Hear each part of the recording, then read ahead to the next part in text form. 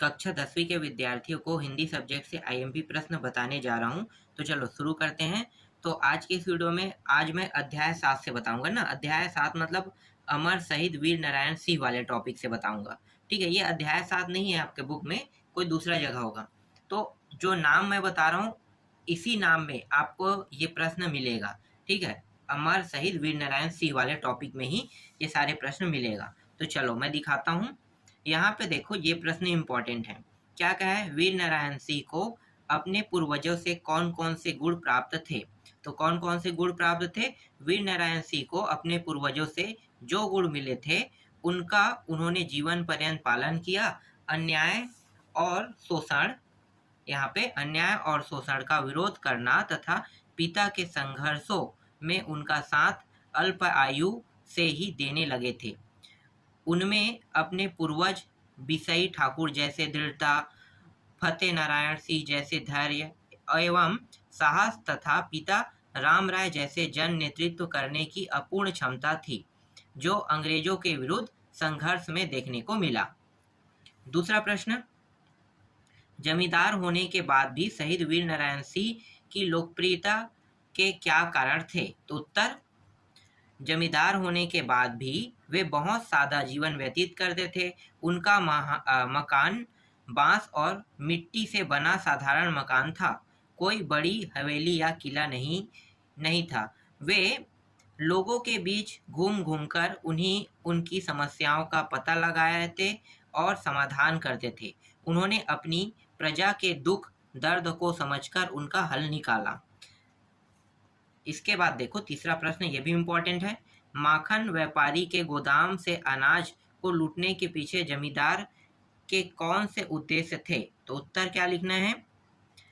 माखन व्यापारी के गोदाम से अनाज को लूटने के पीछे जमींदार का उद्देश्य लोक कल्याणकारी था।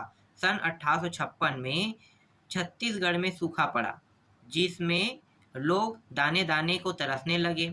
माखन व्यापारी के पास अन्य का विशाल भंडार था। वीर नारायण को यह उचित नहीं लगा कि जनता भूखी मरे और व्यापारी भंडारों में अनाज जमा करते रहे। अतः उन्होंने भंडारों के ताले तोड़कर उतना ही अनाज निकाला जो भूखे किसानों के लिए आवश्यक था। इसके बाद देखो ये दोनों प्रश्न भी इम्पोर्टेंट हैं। देवरी का जमींदार नारायण सिंह का रिश्ते में क्या लगता था? तो रिश्ते में ये लगता था काका लगता था।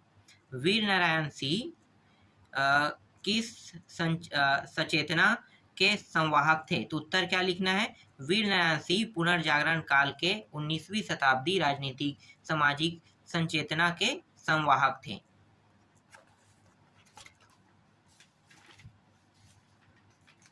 इसके बाद ये प्रश्न भी इम्पोर्टेंट है, 1 मिनट में दिखाता हूँ।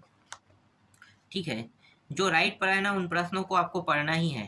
ठीक है, तो वीर नारायण सिंह में कौन से मानवीय मूल्य दिखे जो उन्हें अद्वितीय सिद्ध करते हैं? उत्तर क्या लिखना है?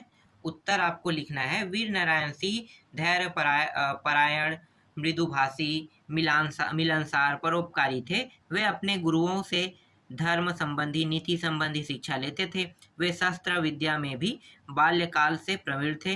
अपनी जमींदारी में उन्होंने तालाब खुदवाए, वृक्ष लगवाए और पंचायतों के माध्यम से जन समस्या का समाधान किया।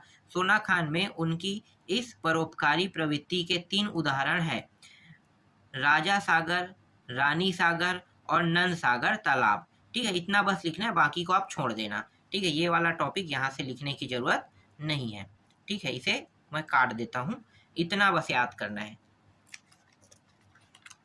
इसके बाद देखो, शहीद वीर नारायण सिंह निर्भीक, दृढ़ चरित्र और ईमानदार थे। यह किस घटना से पता चलता है? किस घटना से पता चलता है? इसका उत्तर देख लेते हैं। शहीद वीर नारायण सिंह निर्भीक, दृढ़ चरित्र और ईमानदार थे।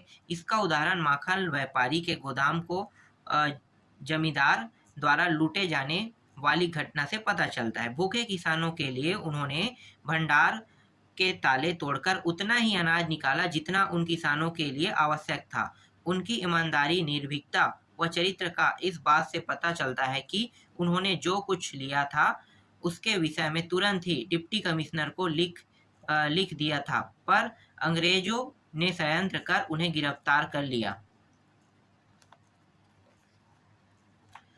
इसके बाद तीसरा प्रश्न देखो, वीर नारायण सिंह की विद्रोह की रणनीति क्यों असफल हो गई? वीर नारायण सिंह जंगलों की ओर क्यों चले गए? उत्तर क्या लिखना है? तो दो प्रश्न यहाँ पे बन रहे हैं, दोनों प्रश्नों का उत्तर एक ही में मिलेगा ना, तो इसको पूरा पढ़ना पड़ेगा। चलो पढ़ लेते हैं। वीर नारायण सिंह की विद्रोह की रणनीति अंग्रेजों की कूटनीति के कारण असफल हुई, क्योंकि उन्होंने उनके आंदोलन को यहाँ के लोगों की ही मदद से कुचल दिया। 1957 में जब सोना खान पर स्मिथ ने आक्रमण किया तो दोनों पक्षों में घमासान युद्ध हुआ। प्रथम चरण में स्मिथ को भारी नुकसान हुआ, किंतु ठीक समय में सैन्य मदद मिल जाने से वह आगे बढ़ता रहा। इसको रोकने से नारायण सिंह के सिपाही असमर्थ हैं, अतः वे जंगलों की ओर चले गए ताकि अवसर मिलने पर आक्रमण कर सके। गांवों को रिक्त पाकर स्मिथ ने वहां आग लगा दी। नारायण सिंह ने स्मिथ से रण क्षेत्र में मुकाबले की तैयारी तो की थी, किंतु इस अग्निकांड की कल्पना नहीं की थी। देखो, अंग्रेज काफी चालाक होते थे और बहुत कमीने किस्म के होते थे ना। वो लोग कभी भी किसी के ऊपर दया नहीं करते थे, जैसे अभी वर्तमान में चाइना है। चलो आगे देखते हैं। उसे कोई मतलब नहीं, वो अपने लोगों को भी मार सकता है। तो यहाँ पे चौथा प्रश्न देखो, छत्तीसगढ़ की जनता के बीच वीर नारायण सिंह की आज भी लोकप्रियता के कारण क्या है? ठीक है, तो उत्तर देखो, 19वीं शताब्दी के पुनर्जागरण काल में राजनीतिक सामाजिक संचेतना के संवाहक वीर नारायण सिंह थे। छत्तीसगढ़ में स्वाधीनता के लिए पहला बलिदान देने वाला एक आदिवासी वीर था, जिसने प्रमाणित कर दिया था कि स्वाधीनता की अग्नि इस क्षेत्र के आदिवासियों के हृदय में भी बराबर धधक रही थी। उन्होंने अपने जीवन में लोगों के लिए जो कार्य किए, जनता उसके आगे नतमस्तक है। आज़ादी की लड़ाई में वे छत्तीसगढ़ के प्रणेता स्रोत रहे। उनका बलिदान व्यर्थ नहीं गया, इसलिए वे आज भी लोकप्रिय है। इसके बाद देखो नेक्स्ट प्रश्न, ये अंतिम प्रश्न है, ये भी इंपॉर्टेंट है। माखन के गोदाम से अनाज को लूटने के पीछे वीर नारायण सिंह की क्या उद्देश्य थी? ठीक है, तो डायरेक्ट उद्देश्य देख लेते हैं। छत्तीसगढ़ के सूखाग्रस्त लोगों को अनाज पहुंचाना, विशाल अन्न के भंडार का उपयोग और भूखे किसानों को सहायता देना था मुख्य कारण। इसके बाद देखो आगे नेक्स्ट प्रश्न, मतलब अगले अध्याय में देखेंगे। तो आपको ना जितना भी प्रश्न अभी मैं जो बताऊंगा वो आपको छत्तीसगढ़ की लोक कलाएं में ही मिलेगा। ठीक है, चलो देखते हैं। तो पहला प्रश्न, पंथी नृत्य के प्रमुख कलाकार का नाम बताइए। तो देवदास। ठीक है, ये वाला प्रश्न इंपॉर्टेंट नहीं है, तो आप उसको छोड़ देना। ठीक है, राइट करने की आवश्यकता नहीं है, फिर भी मैं आपको प्रश्न का उत्तर दिखा देता हूँ। ठीक, आगे देखते हैं। ये प्रश्न इंपॉर्टेंट है। तुरतुरिया नामक स्थान क्यों प्रसिद्ध है? ये 2018, 19, 20 और 22 में भी आया था और इस बार भी आ सकता है। तो देख लेते हैं। रायपुर जिले के तुरतुरिया नामक स्थान में वाल्मीकि का आश्रम माना गया है। यहाँ लौह कुश का लालन पालन व शिक्षा दीक्षा हुई। आदि शंकराचार्य के गुरु भी श्री गोविंद पाद स्वामी इसी धरती के संत थे, इसलिए यह स्थान प्रसिद्ध है। इसके बाद देखो नेक्स्ट प्रश्न, छत्तीसगढ़ लोकगीत को अन्य भारतीय लोकगीत से अधिक विशिष्ट क्यों माना जाता है? उत्तर क्या लिखना है? छत्तीसगढ़ी लोकगीत को अन्य भारतीय लोकगीतों से अधिक विशिष्ट इसलिए माना जाता है क्योंकि इसमें धुनों की विविधता है। ददरिया, सुआ, गौरा, भोजली, ज्वारा, बिहाव और भजन इसके प्रमुख लोकगीत है। फिर पांचवा, छत्तीसगढ़ के प्रमुख लोकगीत गायकों के नाम लिखे। छत्तीसगढ़ के प्रमुख लोकगीत गायक है, जैसे कि बहुत सारे नहीं बताना है आपको, 5-6 बताना है। जैसे लाला फूलचंद श्रीवास्तव, भैयालाल हैड़ाऊ और बैतल राम साहू है, पंचराम मिर्जा है, केदार यादव है। ठीक है, इस तरह से पॉइंट में कर देना 4-5 तो हो जाएगा, 5 काफी रहेगा। ठीक है, आगे देखते हैं। इसके बाद देखो, किन किन लोक कलाओं को लोक नृत्य की श्रेणी में रखा जा सकता है? तो कौन कौन से हैं? तो उत्तर लिखना है। पंथी है, राउत नाचा है, गेड़ी है, डंडा नाच है, देवारीन नाच है, आदिवासी नृत्य है। ठीक है, ये है इसका उत्तर। इसके बाद देखो, महर्षि वाल्मीकि द्वारा रचित ग्रंथ का नाम लिखकर आदि शंकराचार्य द्वारा स्थापित 4 आश्रमों का उल्लेख कीजिए। 4 आश्रमों के नाम तो पता है ना, 4 पीठ। चारों पीठों का नाम पता नहीं है तो मैं बता देता हूँ। देखो, पहला पीठ है सिंगेश्वरी मठ है, गोवर्धन मठ है, शारदा मठ है और ज्योति मठ है। ठीक है, ये 4 है। अब देखो, इसके बारे में थोड़ा थोड़ा बताया गया है कि सिंगेश्वरी जो मठ है भारत के दक्षिण में रामेश्वरम में स्थित है, जिसे हम आज रामेश्वरम के नाम से जानते हैं। गोवर्धन मठ भारत उड़ीसा के पुरी में है, जिसे जगन्नाथपुरी के नाम से जानते हैं। शारदा मठ गुजरात में है, जिसे द्वारका धाम के नाम से जानते हैं। और ज्योतिष मठ जो है उत्तराखंड में है, जिसे हम बद्री काश्रम के नाम से आए, बद्रीनाथ के नाम से जानते हैं आज के ज़माने में। ठीक है, तो चारों नाम पता चल गया। ठीक है, आगे देखते हैं। एक बार मैं जगन्नाथपुरी गया हूँ, वहाँ तो बहुत ही मतलब अलग देखने को मिला था। सबसे शुरू जब मैं जगन्नाथपुरी पहली बार जब पहुँचा था ना, मतलब पुरी जगह का नाम है और पुरी में ही जगन्नाथ भगवान है। तो वहाँ जब मैं पहली बार जब मैं पहुँचा तो हम लोगों ने देखा, अपने दोस्तों के साथ था, तो हमें लगा कि वो कोई एक गाँव होगा। ठीक है, गाँव। जैसे हमने ट्रेन से उतरा उसके बाद हमें लगा कि वो गाँव है। तो गाँव में हम आ गए, हमें ऐसा लग रहा था। उसके बाद धीरे से जैसे ही हमने टैक्सी किराया किया, उसके माध्यम से वो हमें अंदर ले गया। तो हमें लगा कि हाँ, अब ये थोड़ा सा बड़ा है, गांव नहीं है, गांव से बड़ा हो गया। हमें लगा कि ये नगर पंचायत होगा। फिर आगे और गए, आगे गए तो अब एक घर और किराया किए ना, तो नगर पंचायत उस समय लग ही रहा था हमें। ठीक है, और समुद्र के किनारे गए तब पता चला कि वो नगर पालिका है, मतलब बड़ा एरिया है। फिर जब हम मंदिर गए तब पता चला कि वो जिला है। देखो, ऐसा अगर कहीं पे भी अगर पहली बार अगर जाते हो ना और ऐसा अंदाजा लगा लेते हो कि ऐसा होगा वैसा होगा, तो वैसा नहीं होता है। जस्ट अपोजिट होता है। जो चीज़ हम नहीं जानते हैं ना, उसको हम सिर्फ कल्पना करते हैं। जब जान जाएंगे तो सब चीज़ अच्छा लगने लगता है। तो बाद में पता चला कि वो एक जिला है और छोटा मोटा भी जगह नहीं है, वो बहुत बड़ा जगह, नगर निगम था। जैसे कि रायपुर शहर है, बिलासपुर शहर, उतना बड़ा। सोच लो, उससे छोटा है रायपुर बिलासपुर से, लेकिन बहुत बड़ा है वो सिटी में। तो पहली बार जाने पे ऐसा लगा था। तो आपको कम से कम याद रहे, इसलिए मैं स्टोरी बता रहा हूँ। रामेश्वरम जाने की भी हम लोग सोच रहे थे, लेकिन जा नहीं पाए। रामेश्वरम दक्षिण में है, तमिल साइड। ठीक है, केरल में है। केरल नहीं, तमिलनाडु में। ठीक है, तमिलनाडु में है। चलो आगे देखते हैं। इसके बाद देखो, ये रहा शक्ति का आराधना ज्वारा का विस्तार पूर्वक वर्णन कीजिए। तो ज्वारा का विस्तार पूर्वक वर्णन करना है। देखो, शक्ति की आराधना ज्वारा नवरात्रि के पूर्व में गेहूं के उगे हुए अंकुर के माध्यम से शक्ति रूपा प्रकृति पूरे गांव को बल देता है या देती है। गौरा गीत और ज्वारा गीत सुनने वालों पर भी कभी कभी देवता चढ़ जाते हैं। महिलाओं पर यदि देवी आती है तो वे अपने केस खोलकर झूमने लगती है। ठीक है, इतना ही बस इसमें बताया, कुछ खास नहीं है। ज्वारा गीत के बारे में हमें पता है, ये ज्वारा ज्वारा बता रहा था, इसलिए थोड़ा सा कंफ्यूजन हो गया, तो मुझे पढ़ के देखना पड़ गया। ठीक है, तो पढ़ने की जरूरत नहीं है, आपको पता है कि जब ज्वारा बोया जाता है तो गेहूं के बीज ही उपयोग में लाते हैं। ठीक है, गेहूं के बीज से ज्वारा जो होता है वो बोया जाता है, मतलब उसी से पौधे अंकुरित होते हैं। और जब उसे ठंडा करने जाया जाता है तो कई लोग ज्वारा गीत जब चलता है तो ज्वारा गीत से एकदम मोहित हो जाते हैं और मोहित होके उसमें झूमने लगते हैं, जिसे लोग क्या कहते हैं, लोग कहते हैं देवी आना। ठीक है, इस तरह से। तो यही चीज बताया है यहाँ पे, आप अपने शब्दों में लिख सकते हो। ठीक है, नवा देखो, आंसू कवित्व से आप क्या समझते हैं, समझाइए अपने शब्दों में ना।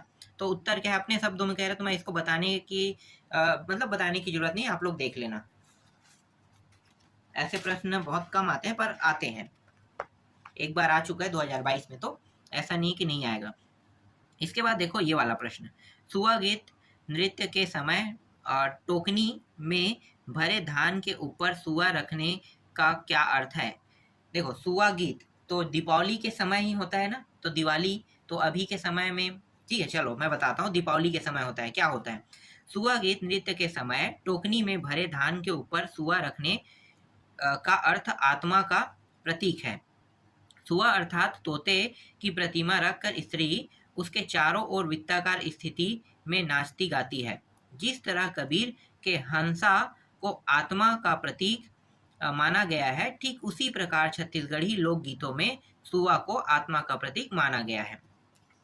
इसके बाद ये वाला प्रश्न देखो, हरियाली में पर्व के समय कृषि उपकरणों की पूजा अर्चना करने एवं बैगा द्वारा दरवाजे पर नीम की ठड़ी खोचने का आशय क्या है, स्पष्ट कीजिए। उत्तर क्या लिखना है?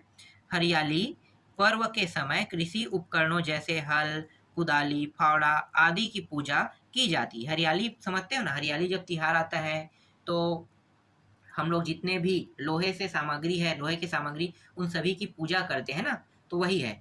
वर्षा ऋतु के आगमन के साथ ही यह पर्व मनाया जाता है, जिससे फसल अच्छी हो तथा दरवाजे पर नीम की ठड़ी खोचने का आशा है कि बुरी नजरों के प्रभाव से बचा जा सके। चलो आगे देखते हैं। इसके बाद देखो 12वां प्रश्न, अपने अंचल के लोकगीत या लोक नृत्य का उल्लेख कीजिए। छत्तीसगढ़ अंचल के अनेक लोकगीत व लोक नृत्य है, जिसमें से प्रमुख है सुआ, कर्मा, पंथी, पंडवानी, ददरिया, भोजली, गौरा, ज्वारा, भजन, बिहाव इत्यादि, ये सब हैं। ठीक है, आगे देखते हैं। इसके बाद देखो 13वां प्रश्न। 13वां प्रश्न है भाव प्रवण नृत्य कौन सा है, स्पष्ट कीजिए। तो इसका उत्तर आपको दिखा देता हूँ डायरेक्ट। ठीक है, एक बार पढ़ लेना, पढ़ने पर ये समझ में आ जाएगा। ठीक है, नेक्स्ट प्रश्न देखते हैं। इसके बाद देखो छत्तीसगढ़ के किन्हीं 6 लोक विधाओं का नाम कह रहा है ना, तो 6। तो यहाँ पे मैं आपको दिखा देता हूँ उत्तर को। एक तो है लोकगीत, एक है लोक गाथा, एक है लोक नाट्य, एक है लोक नृत्य है। अब इसके अंदर ये जो लिखा हुआ है ना, इन्हीं सभी के बारे में पूछा गया था। ठीक है, तो ये सभी अंदर में जो लिखा है इसी बस को लिखना है। ठीक है, 6 लोक विधाएं बताए हैं ना, तो यही है। चलो आगे देखते हैं। इसके बाद देखो चंदैनी लोक नाट्य में किसकी गाथा प्रस्तुत की जाती है, तो लोरिक चंदा, यहाँ पे लिखा होगा, देखते हैं। लोरिक और चंदा, यहाँ पे यही है, लोरिक चंदा इसका उत्तर रहेगा। ठीक है, आगे देखो। इसके बाद दीर्घोत्तरी प्रश्न क्रमांक देख लेते हैं। दीर्घोत्तरी में छत्तीसगढ़ वाला क्या है यहाँ पे। ठीक है, कहाँ पे है भाई? लोक नाट्य के प्रमुख नाचा, चंदैनी और रहस नाचा विधा का संक्षेप समझाइए। संक्षेप में समझाना है कह रहा है, तो इसको मैं पढ़ के नहीं बता रहा हूँ, वीडियो और लंबा हो जाएगा। इसका उत्तर मैं लगा देता हूँ, एक बार पढ़ लेना। ठीक है, यहाँ तक के। चलो थोड़ा सा और है, यहाँ तक के। ठीक है, ठीक। इसके बाद दूसरा प्रश्न आपको नहीं पढ़ना है, ये वाला। ठीक है, आगे दिखाता हूँ, पढ़ना है आपको ये वाला, और यही अंतिम प्रश्न है। ठीक है, इसके बाद एक और प्रश्न था, लेकिन अंतिम यही रहेगा, क्योंकि और जो 2 प्रश्न है वो नहीं आएगा एग्जाम में। ठीक है, ना तो चौथा आएगा ना तो 5वां आएगा। तो यहाँ पे देख लेते हैं। पद्म भूषण तीजन बाई को पंडवानी की काल्पनिक शैली की गायिका कहा जाता है। इस शैली का अर्थ स्पष्ट करते हुए पंडवानी की अन्य शैली का उल्लेख कीजिए। तो इसका उत्तर मैं लगा देता हूँ। ठीक है, ये रहा। चलो आगे देखते हैं। इसके बाद गृह प्रवेश देख लेते हैं। अब जो प्रश्न आपको ढूंढना है ना, वो मिलेगा आपको गृह प्रवेश वाले अध्याय में मिलेगा। ठीक है, इसी नाम के अध्याय में ढूंढना इन प्रश्नों को। तो दिखाता हूं मैं इन प्रश्नों के उत्तर, जो जो प्रश्न है उन सभी का। देखो, कवि चिड़िया को बुलाने के लिए क्या क्या करता है। ठीक है, ऐसा प्रश्न रहेगा, तो इसका उत्तर आपको ये लिखना है। ये इंपॉर्टेंट है, राइट लगा इसका मतलब। ठीक है, दूसरा देखो, चिड़िया के दाना चुग कर लौट जाने पर कवि कैसा महसूस करता है। ठीक है, इसको भी टिक करना है आपको, ये भी इंपॉर्टेंट है। छोड़ने वाला भी मैं बताऊंगा किसको नहीं पढ़ना है, लेकिन अभी तो पढ़ना है जो जो राइट पढ़ा है उनको। फिर है सूनापन दूर करने के लिए कवि कौन से उपाय करता है, ये इंपॉर्टेंट है। ठीक है, इसके बाद यहाँ पे देखो, कवि द्वारा घर के आंतरिक भाग अथवा अंतःपुरा पुर के आईना लटकाने का आशय क्या है। ठीक है, ये इंपॉर्टेंट है, इसका भी उत्तर दिखाता हूँ, ये रहा। ठीक है, उत्तर मिल गया इसका। आगे देखते हैं। इसके बाद 5वां प्रश्न देखो, ये रहा। घर धीरे धीरे बन रहा था, यह पंक्ति घर में किन बदलावों और उम्मीदों की ओर संकेत करती है, ये भी इंपॉर्टेंट है। फिर 6वां देखो, कविता में अतिथियों और चिड़ियों में क्या समानताएं बताई गई है, ये इंपॉर्टेंट है। ठीक है, इसका भी उत्तर देख लो। चलो आगे दिखाता हूँ। ये 7वां प्रश्न भी इंपॉर्टेंट है। ठीक है, ये वाला भी इंपॉर्टेंट है, इसका भी उत्तर लगा हुआ है। 8वां दिखाता हूँ, 8वां का भी उत्तर यहाँ पे लगा हुआ है, यहाँ से यहाँ तक के। ठीक है, 8वां प्रश्न ये भी दिखाई दे रहा है। ठीक है, आगे देखते हैं और कौन सा है पढ़ना है इस अध्याय से। इस अध्याय में तो सारे प्रश्न इंपॉर्टेंट लग रहे हैं, छोड़ना किसी को नहीं है। ये भी इंपॉर्टेंट है, ठीक है। 9वां, 10वां देखो, 10वां भी इम्पोर्टेंट है। फिर 11वां दिखाता हूँ, 11वां भी इम्पोर्टेंट है, क्योंकि ये सन में आया है तो इसको तो छोड़ नहीं सकते। सन वाला ज़्यादातर रिपीट होते रहता है, हिंदी में तो अक्सर होता है, अदर सब्जेक्ट में हो या ना हो, लेकिन हिंदी में होता है। ठीक है, ये भी इम्पोर्टेंट है। और इसका उत्तर मैं दिखाता हूँ, ये रहा इसका फाइनल उत्तर। ठीक है, इस तरह से अभी मैं कुछ प्रश्नों कुछ अध्यायों को कंप्लीट कर रहा हूँ। बाकी जितने भी और अध्याय बचा हुआ है ना, उसको नेक्स्ट वीडियो में बता दूंगा।